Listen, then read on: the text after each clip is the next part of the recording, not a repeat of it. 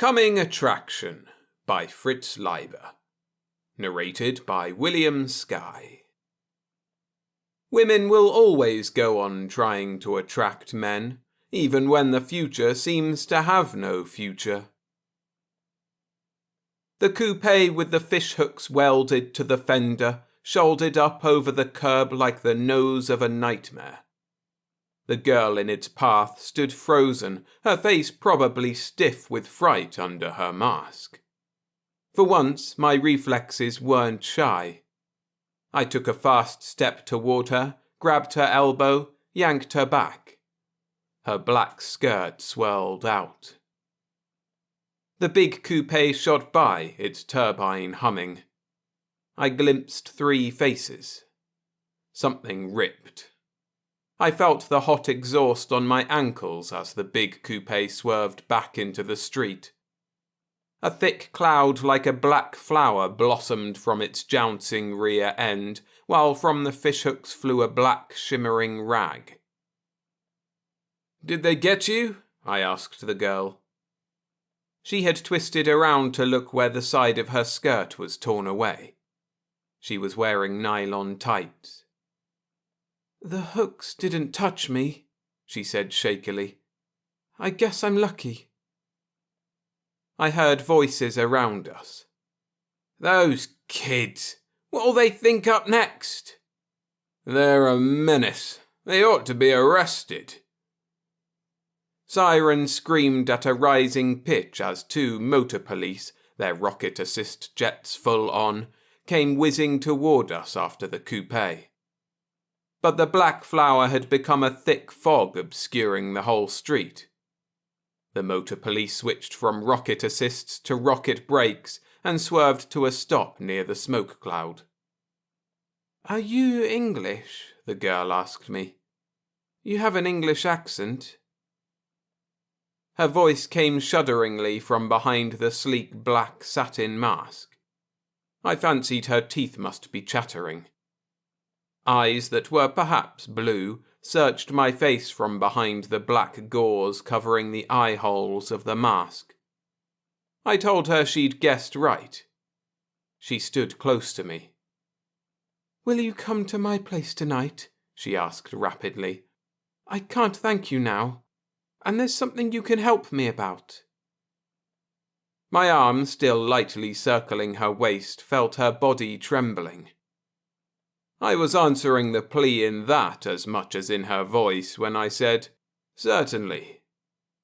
She gave me an address south of Inferno, an apartment number, and a time. She asked me my name and I told her. "Hey, you!" I turned obediently to the policeman's shout. He shooed away the small clucking crowd of masked women and barefaced men.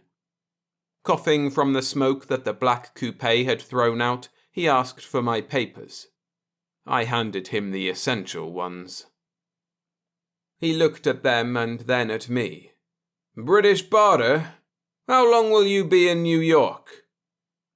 Suppressing the urge to say, for as short a time as possible, I told him I'd be here for a week or so. "May need you as a witness," he explained. "Those kids can't use smoke on us. When they do that, we pull them in." He seemed to think the smoke was the bad thing. "They tried to kill the lady," I pointed out. He shook his head wisely. "They always pretend they're going to, but actually they just want to snag skirts. I've picked up rippers with as many as 50 skirt snags tacked up in their rooms. Of course, sometimes they come a little too close." I explained that if I hadn't yanked her out of the way, she'd have been hit by more than hooks. But he interrupted. "If she'd thought it was a real murder attempt, she'd have stayed here." I looked around. It was true. She was gone. "She was fearfully frightened," I told him. "Who wouldn't be? Those kids would have scared old Stalin himself." "I mean frightened of more than kids. They didn't look like kids." "What did they look like?" I tried without much success to describe the three faces. A vague impression of viciousness and effeminacy doesn't mean much. "Well, I could be wrong," he said finally. "Do you know the girl, where she lives?" "No," I half lied. The other policeman hung up his radiophone and ambled toward us, kicking at the tendrils of dissipating smoke. The black cloud no longer hid the dingy facades with their 5-year-old radiation flash burns, and I could begin to make out the distant stump of the Empire State Building, thrusting up out of inferno like a mangled finger. "They haven't been picked up so far," the approaching policeman grumbled. "Left smoke for 5 blocks from what Ryan says." The first policeman shook his head. "That's bad," he observed solemnly. I was feeling a bit uneasy and ashamed. An Englishman shouldn't lie, at least not on impulse. "They sound like nasty customers," the first policeman continued in the same grim tone. "We'll need witnesses. Looks as if you may have to stay in New York longer than you expect." I got the point. I said, "I forgot to show you all my papers," and handed him a few others, making sure there was a $5 bill in among them. When he handed them back a bit later, his voice was no longer ominous. My feelings of guilt vanished. To cement our relationship, I chatted with the two of them about their job. "I suppose the masks give you some trouble," I observed. "Over in England we've been reading about your new crop of masked female bandits." "Those things get exaggerated," the first policeman assured me.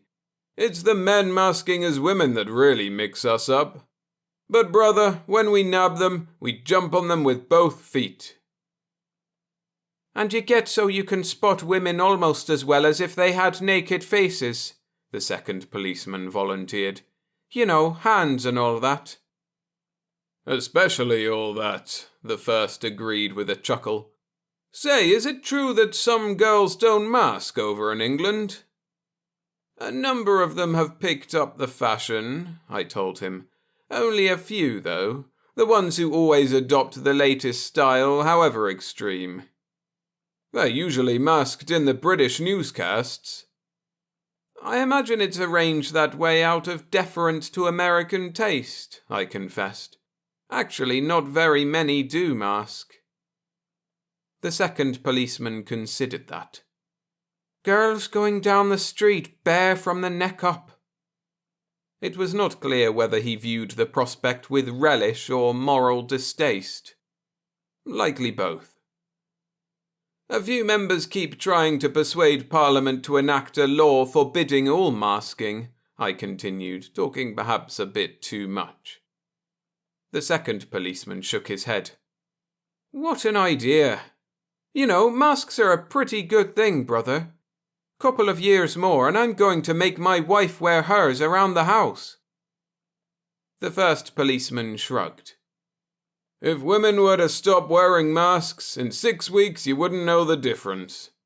You get used to anything if enough people do or don't do it."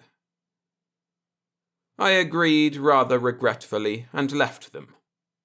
I turned north on Broadway, Old 10th Avenue, I believe, and walked rapidly until I was beyond Inferno. Passing such an area of undecontaminated radioactivity always makes a person queasy. I thanked God there weren't any such in England as yet.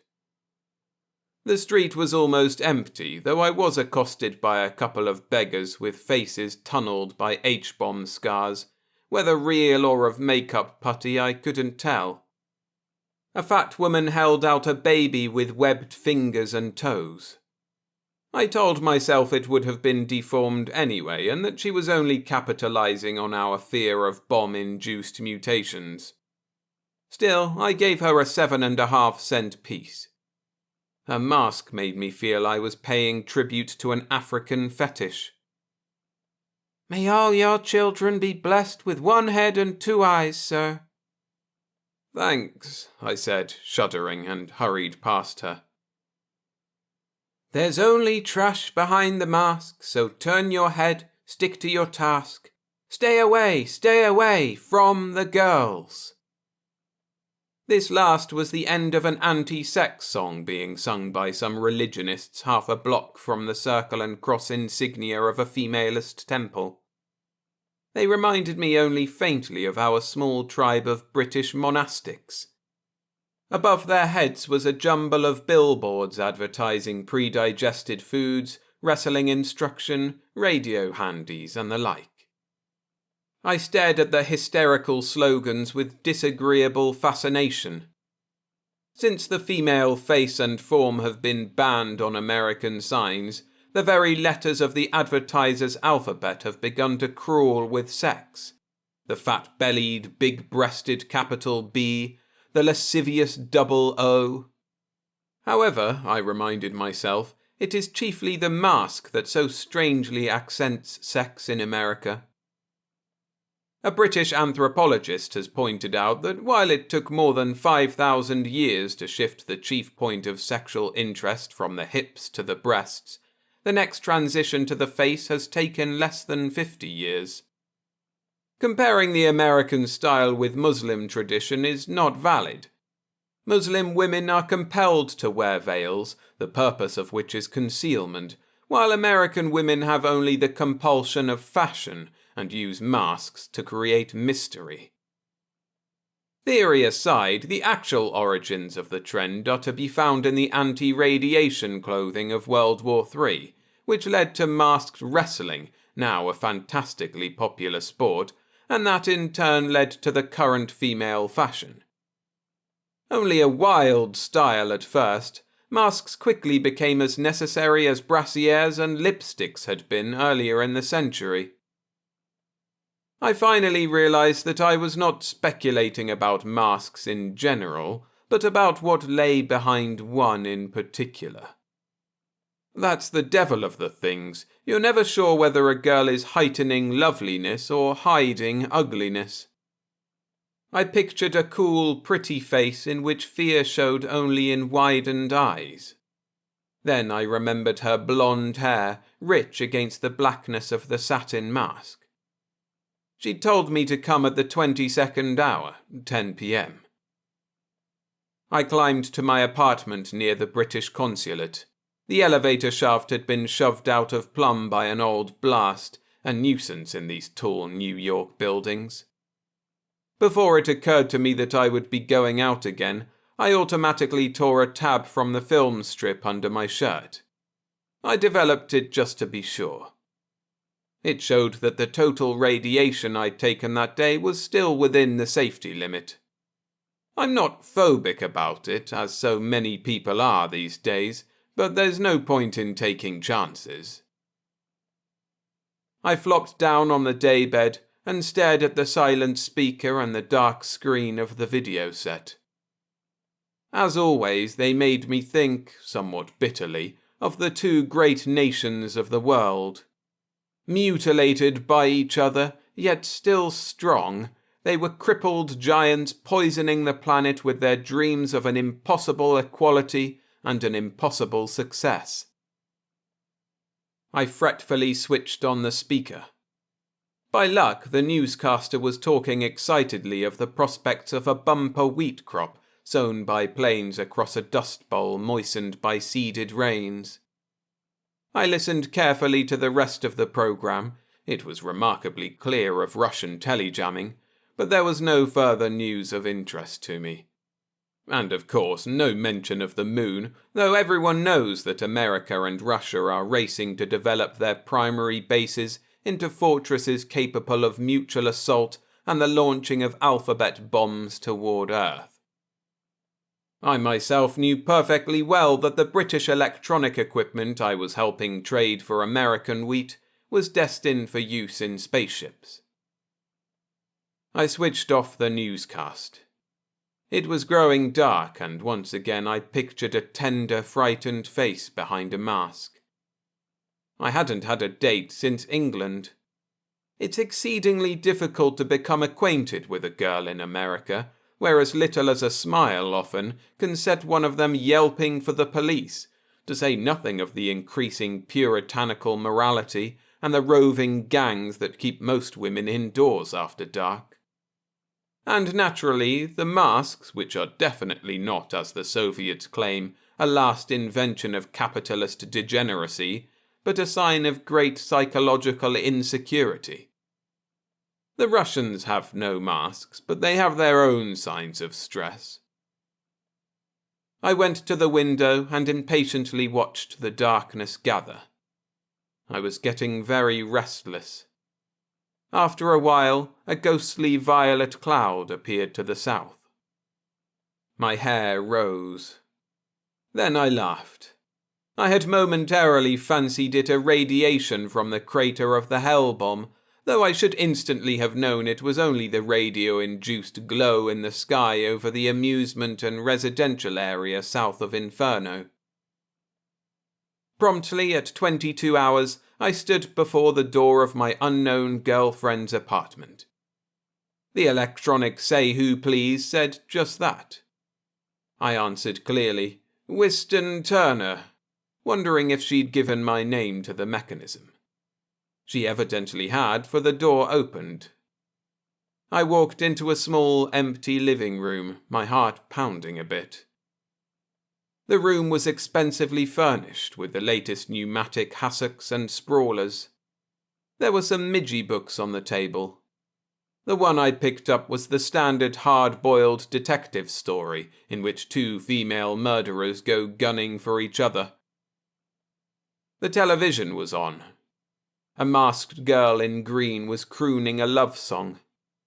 Her right hand held something that blurred off into the foreground. I saw the set had a handy, which we haven't in England as yet, and curiously thrust my hand into the handy orifice beside the screen. Contrary to my expectations, it was not like slipping into a pulsing rubber glove, but rather as if the girl on the screen actually held my hand. A door opened behind me. I jerked out my hand with as guilty a reaction as if I'd been caught peering through a keyhole. She stood in the bedroom doorway. I think she was trembling. She was wearing a grey fur coat, white speckled, and a grey velvet evening mask with shirred grey lace around the eyes and mouth. Her fingernails twinkled like silver. It hadn't occurred to me that she'd expect us to go out. "I should have told you," she said softly.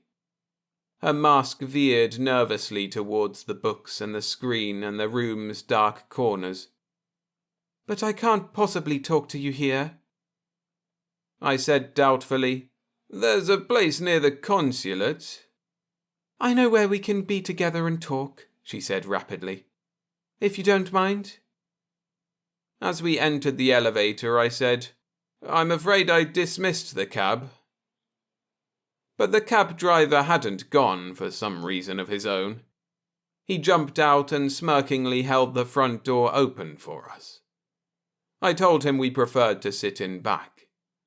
He sulkily opened the rear door, slammed it after us, jumped in front and slammed the door behind him. My companion leaned forward. "Heaven," she said. The driver switched on the turbine and televisor. "Why did you ask if I were a British subject?" I said to start the conversation. She leaned away from me, tilting her mask close to the window. "See the moon," she said in a quick, dreamy voice. "But why, really?" I pressed, conscious of an irritation that had nothing to do with her. "It's edging up into the purple of the sky." "And what's your name?" "The purple makes it look yellower." Just then I became aware of the source of my irritation. It lay in the square of writhing light in the front of the cab beside the driver. I don't object to ordinary wrestling matches, though they bore me, but I simply detest watching a man wrestle a woman. The fact that the bouts are generally on the level, with the man greatly outclassed in weight and reach, and the masked females young and personable, only makes them seem worse to me. "Please turn off the screen," I requested the driver. He shook his head without looking round. Man," he said. "They've been grooming that babe for weeks for this bout with little Zerk." Infuriated, I reached forward, but my companion caught my arm. "Please," she whispered frightenedly, shaking her head. I settled back, frustrated. She was closer to me now, but silent, and for a few moments I watched the heaves and contortions of the powerful masked girl and her wiry masked opponent on the screen. His frantic scrambling at her reminded me of a male spider. I jerked around, facing my companion. "Why did those 3 men want to kill you?" I asked sharply. The eye holes of her mask faced the screen. "Because they're jealous of me," she whispered. "Why are they jealous?" She still didn't look at me. "Because of him." "Who?" She didn't answer. I put my arm around her shoulders. "Are you afraid to tell me?" I asked. "What is the matter?" She still didn't look my way. She smelled nice. "See here," I said laughingly, changing my tactics. "You really should tell me something about yourself. I don't even know what you look like." I half playfully lifted my hand to the band of her neck. She gave it an astonishingly swift slap. I pulled it away in sudden pain. There were 4 tiny indentations on the back. From one of them, a tiny bead of blood welled out as I watched. I looked at her silver fingernails and saw they were actually delicate and pointed metal caps. "I'm dreadfully sorry," I heard her say, "but you frightened me. I thought for a moment you were going to—" At last she turned to me. Her coat had fallen open. Her evening dress was Cretan revival, a bodice of lace beneath and supporting the breasts without covering them. "Don't be angry," she said, putting her arms around my neck. "You were wonderful this afternoon." The soft grey velvet of her mask, moulding itself to her cheek, pressed mine. Through the mask's lace, the wet, warm tip of her tongue touched my chin. "I'm not angry," I said, "just puzzled and anxious to help." The cab stopped. To either side were black windows bordered by spears of broken glass. The sickly purple light showed a few ragged figures slowly moving toward us. The driver muttered, "It's the turbine, man. We're grounded." He sat there hunched and motionless. "Wish it had happened somewhere else." My companion whispered, $5 is the usual amount. She looked out so shudderingly at the congregating figures that I suppressed my indignation and did as she suggested. The driver took the bill without a word. As he started up, he put his hand out the window and I heard a few coins clink on the pavement. My companion came back into my arms, but her mask faced the television screen, where the tall girl had just pinned the convulsively kicking little Zerk. "I'm so frightened," she breathed. Heaven turned out to be an equally ruinous neighborhood, but it had a club with an awning and a huge doorman uniformed like a spaceman but in gaudy colors. In my sensuous days, I rather liked it all. We stepped out of the cab just as a drunken old woman came down the sidewalk, her mask awry. A couple ahead of us turned their heads from the half-revealed face, as if from an ugly body at the beach. As we followed them in, I heard the doorman say, "Get along, Grandma, and watch yourself." Inside, everything was dimness and blue glows. She had said we could talk here, but I didn't see how. Besides the inevitable chorus of sneezes and coughs, they say America is 50% allergic these days, there was a band going full blast in the latest robot style, in which an electronic composing machine selects an arbitrary sequence of tones into which the musicians weave their raucous little individualities. Most of the people were in booths. The band was behind the bar. On a small platform beside them, a girl was dancing, stripped to her mask. The little cluster of men at the shadowy far end of the bar weren't looking at her. We inspected the menu in gold script on the wall and pushed the buttons for breast of chicken, fried shrimps, and 2 scotches. Moments later, the serving bell tinkled. I opened the gleaming panel and took out our drinks. The cluster of men at the bar filed off toward the door, but first they stared around the room. My companion had just thrown back her coat. Their look lingered on our booth. I noticed that there were 3 of them. The band chased off the dancing girl with growls. I handed my companion a straw and we sipped our drinks. "You wanted me to help you about something," I said. "Incidentally, I think you're lovely." She nodded quick thanks, looked around, leaned forward. "Would it be hard for me to get to England?" "No," I replied, a bit taken aback. "Provided you have an American passport." "Are they difficult to get?" "Rather," I said, surprised at her lack of information. "Your country doesn't like its nationals to travel, though it isn't quite as stringent as Russia." "Could the British consulate help me get a passport?" "It's hardly there." "Could you?" I realized we were being inspected. A man and 2 girls had paused opposite our table.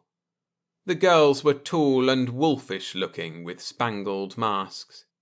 The man stood jauntily between them like a fox on its hind legs. My companion didn't glance at them, but she sat back. I noticed that one of the girls had a big yellow bruise on her forearm. After a moment, they walked to a booth in the deep shadows. "Know them?" I asked. She didn't reply. I finished my drink. "I'm not sure you'd like England," I said. "The austerity's altogether different from your American brand of misery." She leaned forward again. "But I must get away," she whispered. "Why?" I was getting impatient. "Because I'm so frightened." There were chimes. I opened the panel and handed her the fried shrimps. The sauce on my breast of chicken was a delicious steaming compound of almonds, soy, and ginger. But something must have been wrong with the radionic oven that had thawed and heated it, for at the first bite I crunched a kernel of ice in the meat. These delicate mechanisms need constant repair, and there aren't enough mechanics. I put down my fork. "What are you really scared of?" I asked her. For once, her mask didn't waver away from my face. As I waited, I could feel the fears gathering without her naming them, tiny dark shapes swarming through the curved night outside, converging on the radioactive pest spot of New York, dipping into the margins of the purple. I felt a sudden rush of sympathy, a desire to protect the girl opposite me. The warm feeling added itself to the infatuation engendered in the cab. "Everything," she said finally. I nodded and touched her hand. "I'm afraid of the moon," she began, her voice going dreamy and brittle as it had in the cab. "You can't look at it and not think of guided bombs." "It's the same moon over England," I reminded her. "But it's not England's moon anymore. It's ours and Russia's. You're not responsible." I pressed her hand. "Oh, and then," she said with a tilt of her mask, "I'm afraid of the cars and the gangs and the loneliness and inferno. I'm afraid of the lust that undresses your face. And," her voice hushed, "I'm afraid of the wrestlers." "Yes?" I prompted softly after a moment. Her mask came forward. "Do you know something about the wrestlers?" she asked rapidly. "The ones that wrestle women, I mean.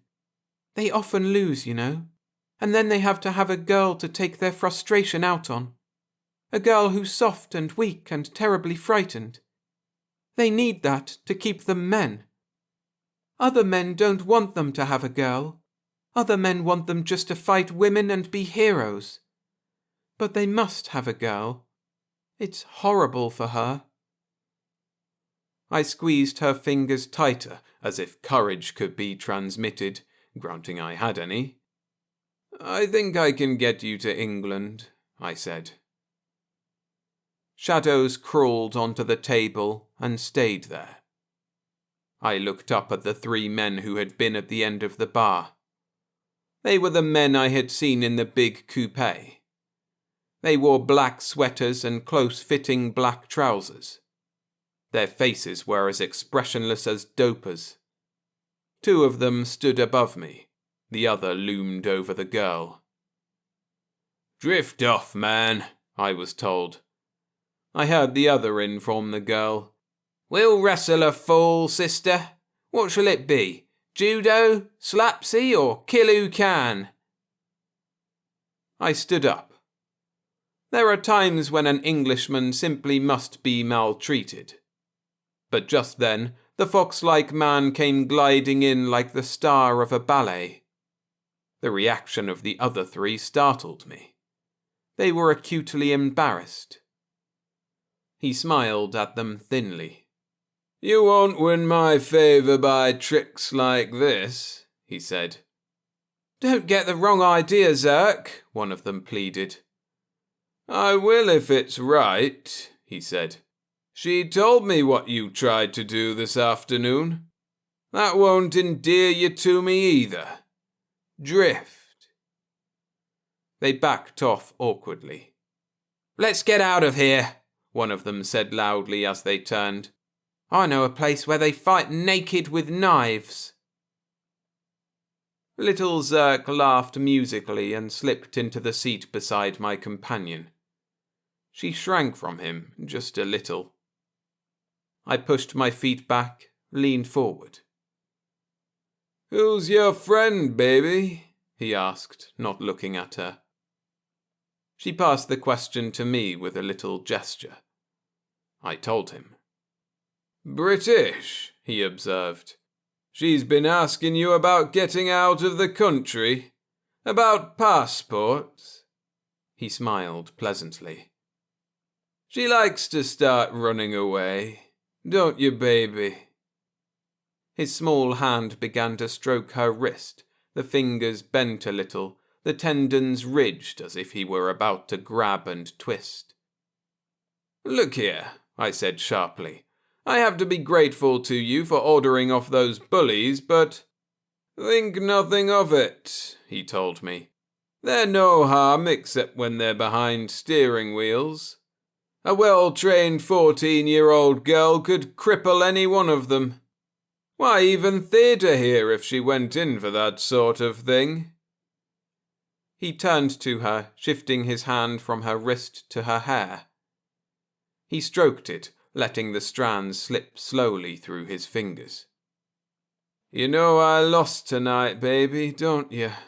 he said softly. I stood up. "Come along," I said to her. "Let's leave." She just sat there. I couldn't even tell if she was trembling. I tried to read a message in her eyes through the mask. "I'll take you away," I said to her. "I can do it. I really will." He smiled at me. "She'd like to go with you," he said. "Wouldn't you, baby?" "Will you or won't you?" I said to her. She still just sat there. He slowly knotted his fingers in her hair.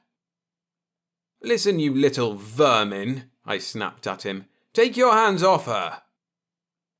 He came up from the seat like a snake. I'm no fighter. I just know that the more scared I am, the harder and straighter I hit. This time I was lucky.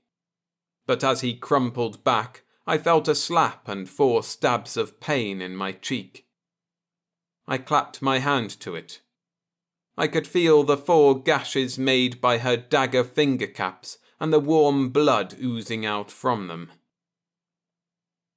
She didn't look at me.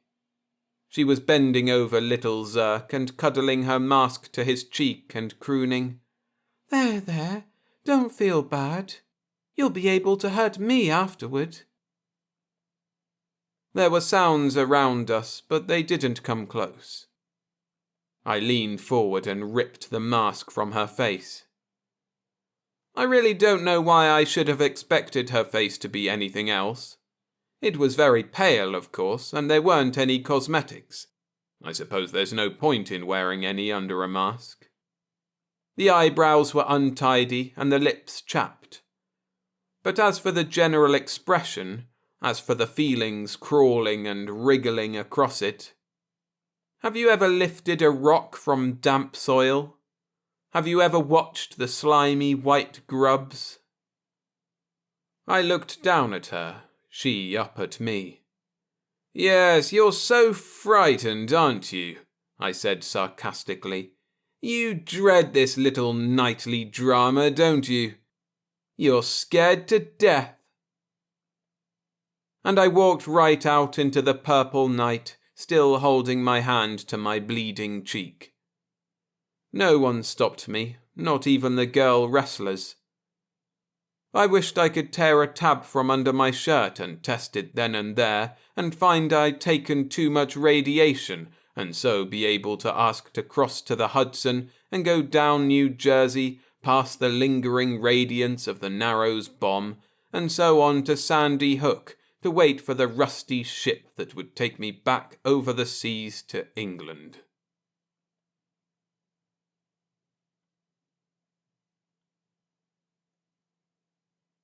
Thanks for listening. If you enjoyed this story, I'd appreciate it if you hit the like button to help the video spread and the channel grow. And for more, check in the description for a link to my Substack, where there are plenty more stories, as well as links to full novels written by modern indie writers that I've narrated. See you in the next one.